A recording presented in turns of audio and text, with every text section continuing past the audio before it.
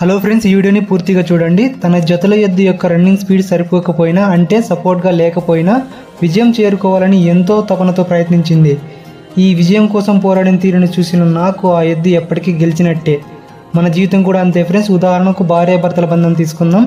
కుటుంబం పట్ల భర్త బాధ్యతగా ఉండి భార్య లేకపోయినా, భార్య బాధ్యతగా ఉండి భర్త లేకపోయినా ఆ ఎద్దుల్లాగా జీవితంలో ఓడిపోవాల్సిందే.